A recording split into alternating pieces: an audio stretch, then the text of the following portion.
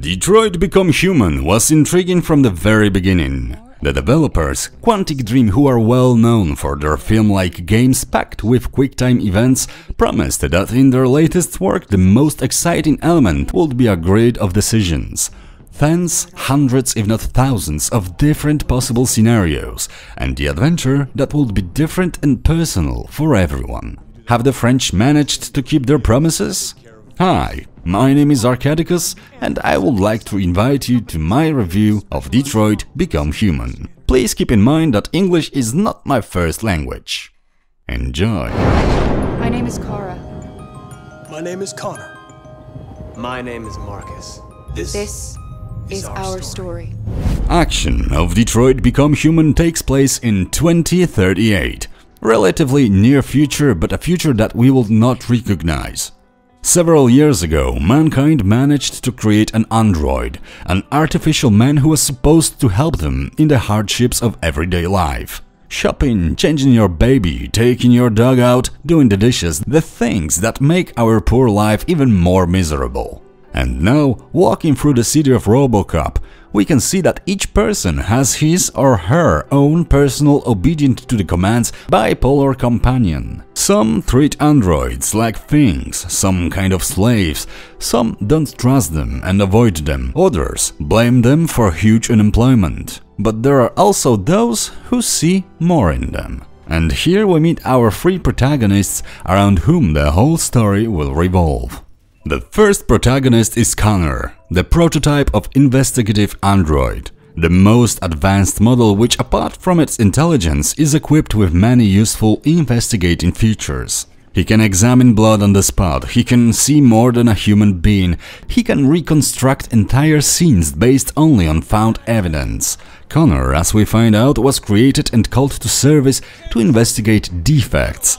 Androids that do not stick to their program, become independent, disobedient to their masters, often start in their freedom with murdering a person whom they had to obey. Connor's plot most often oscillates in thriller climates: a body research, android pursuit, verification of evidence, reconstruction of events, occasional interrogations. As I said a moment ago, Connor's plot is played like a good thriller, and we are constantly wondering who is hiding a corpse in a freezer. The second hero is Marcus, android whose job was to help the elderly person. Giving medicination, pushing the wheelchair, picking up the post, doing some shopping and making breakfast. But Marcus did not have such a bad life as other androids, and with his master he formed a kind of friendship. However, the development of the story makes Marcus begin maybe not so much hate people, as not to be able to understand their aversion to androids and make him decide to do something about it. The storyline of Marcus is a revolutionary adventure, reminding me of somewhat old title of Freedom Fighters. One or two themes even match nicely, but I won't reveal much here. By following Marcus, we can see how his vision of the world is developing, his willingness to solve his people's problems, and dilemmas in deciding how to achieve his goal. The third character of Detroit Become Human is Kara, android domestic help. She will take care of your child, cook your lunch, sweep the house, do the laundry, and never get grumpy. Generally speaking, wives hate her. We start the adventure with Kara when she is picked up from the service because she malfunctioned, and her memory has been deleted as part of the service. Get the fuck out of here! I'll get back to Her life is not idyllic, so it is not long before she decides to escape, taking under her wing the young girl Alice, whom she took care of in that house. I don't know why I associated Kara's adventure with Lassie. She wanders around looking for shelter, meets bad people, then good people, then bad people, then good people again. She trusts this guy, doesn't trust that guy. This is the story of a great escape. When we watch her adventure, we are constantly wondering what other troubles Kara and Alice will fall into. Hearing me talk about every story, you probably felt which one I liked more and which one I liked less.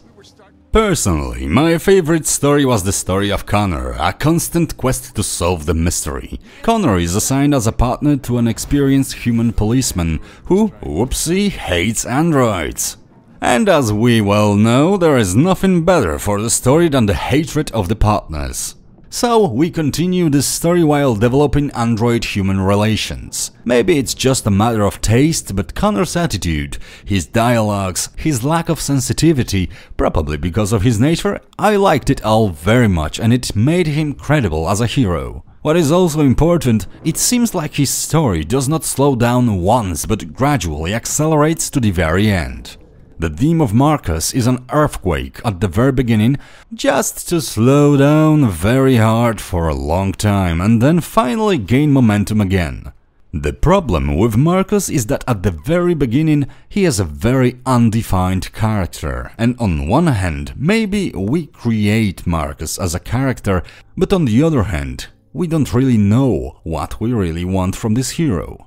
I must admit, however, that his dilemmas were written and played quite convincingly, but even though his actions have the greatest impact of the fate of Detroit, and some of the scenes will be remembered with their genius, Connor's plot was still more interesting to me personally.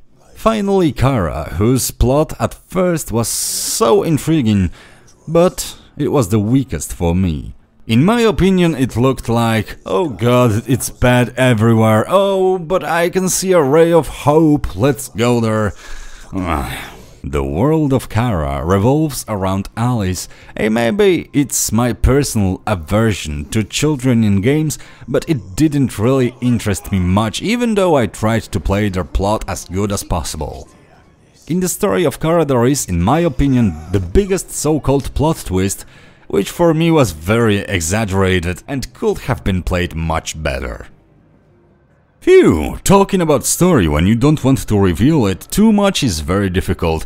Yes, my dear friends, in the idyllic world of people where androids does what Homo sapiens don't like, can't or don't want to do anymore, synthetics begin to have their own opinion and free will. Initially, the problem was ignored and treated as a defective androids, which can be repaired, but as it grew, it needed to be looked at more closely. And it turns out that this is influenced by an unknown factor, because defects are not connected in any way with each other, and nobody wants to believe that, in fact, androids have their own thoughts or feelings. In this world, the fates of the three protagonists will begin to influence each other, directly and indirectly, but in a way that only those who will buy Detroit Become Human or watch Let's Plays, your choice, will find out. To be honest, if someone had enough time and persistence, Detroit could actually have been completely played over YouTube.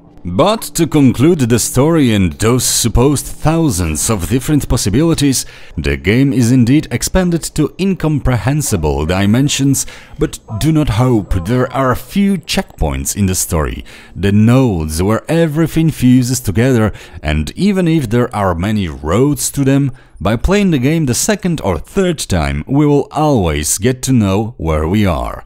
In fact, in the scenes themselves, many factors can influence how action develops, but sometimes the whole scene is linear, with different dialogues, and the real choice affecting the scenario appears at the very end. Not to make this especially disturbing, the grid of decisions, which is shown at the end of every chapter, is still impressive, but I did not feel those thousands of different possible options.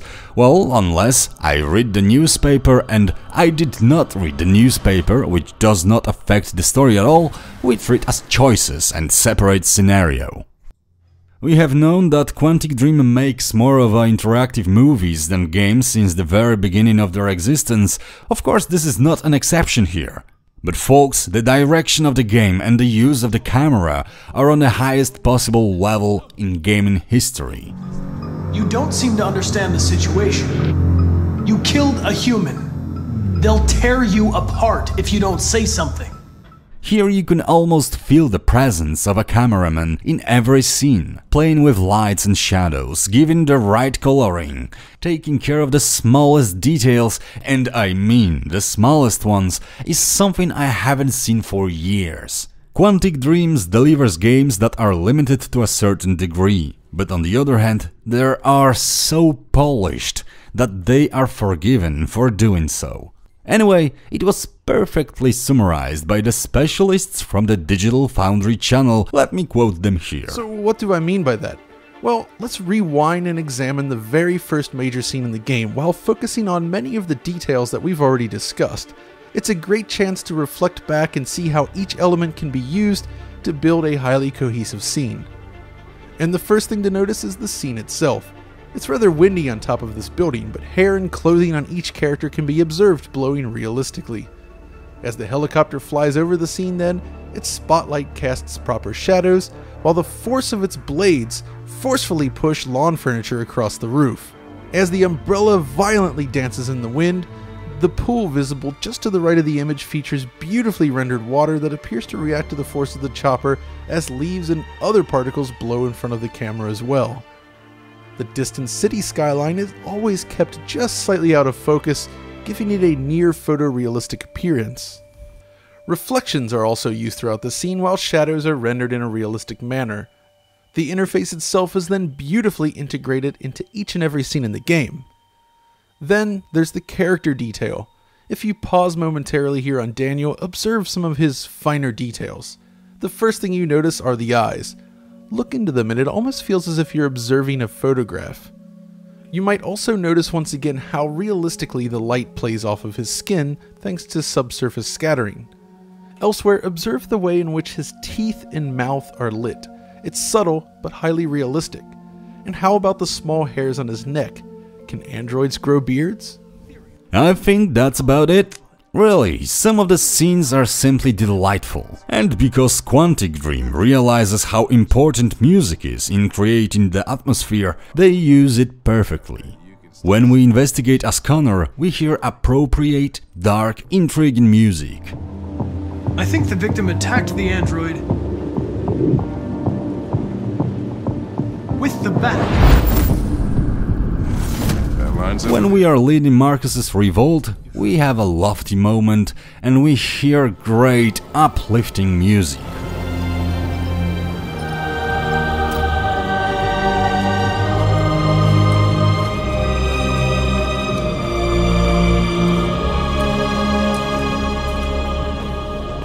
When we run away from the Psycho with Kara and Alice, our blood and adrenaline are pumped together with what is coming out of the speakers.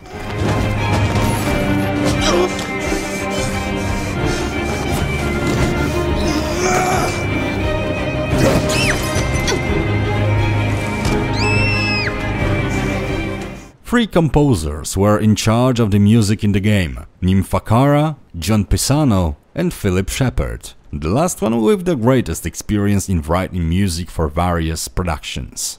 And all three of them put off an unbelievable job.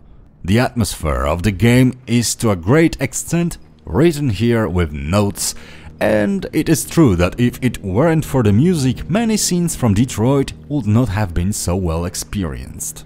In terms of music, I think this is the best title of the last decade. However, everything, static scenes, conversations, fighting, combined with great music, with very good choreography and finally shot with perfectly used camera, is perfected in every inch and absolutely nothing can be criticized here. It's simply perfect. I think everyone knows that this is not a game for everyone. This genre has its own audience. If someone expects a fast, non-stop action, shooting and fighting, they won't reach for this title. And rightly so, because the target audience is completely different. However, if you're planning to spend about 10 hours at a screenplay that is largely stitched by your choices, it will be a hit. Of course, the plot can be accused of a little cliché, one or two inconsistencies, but the game as a whole is really pleasant to play. The very plot is a little bit cliched, as I mentioned, but it is also presented in an interesting way. Quantic Dream presented both the main and secondary characters well, thanks to which while playing with Kara I was distrustful of people, but in fact I expected from them help. Playing as Marcus, I often wanted to unleash absolute hell on the earth, and being Connor I was happy to stick to the role he received from Cyberlife, and for a long time I followed their commands. This is also one of the few titles where from A to Z I was accompanied by my wife, curious what would happen next. So, Why not 10 out of 10 purchase recommendations and peons in honor of Quantic Dream? Apart from control, which can sometimes make us want to throw a pad at the hardest wall we have, and to explain, it is from time to time rather poor responsiveness. Scrolling through pages in newspapers can be a torture, and characters can lock up on a box of matches lying on the ground and do not want to give a step further. Other than that, the disadvantages are rather few, but as I said earlier, the choices, this great grid of possibilities, is unfortunately heavily overrated. Let me repeat it, but it is probably the most important aspect of the whole review. Your choices influence how you perceive the game, not really how it will go on. There are several key moments when you actually have an important choice ahead of you, and then the script is going on according to your choice. But what happens between them? The impact is rather small. In fact, we will be more often rewarded for leaking walls to unlock various possibilities than for making the right, at least according to logic, choice. So, despite this, has Quantic Dream not fulfilled their promises? They did it only in half, because it is actually a game that is worth going through at least a few times. I liked the plot personally, I will remember some of the scenes presented here for a very long time. Music is amazing, and I think many people will appreciate it. Finally, it is simply an impressive piece of code. However, if you are not entirely sure that you want to try it, wait until Detroit is cheaper or buy a second-hand game, because this is a very good game, but, as I repeat again, not for everyone.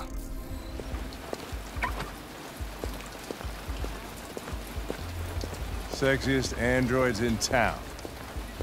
Now I know why you insisted on coming here. Then I chose to open my eyes, to take back my freedom, and decide who I wanted to be. Now I have come to tell you that you can be your own masters. I've come to tell you that you don't have to obey them anymore. Get away! Fight Jericho! I know someone who can help you.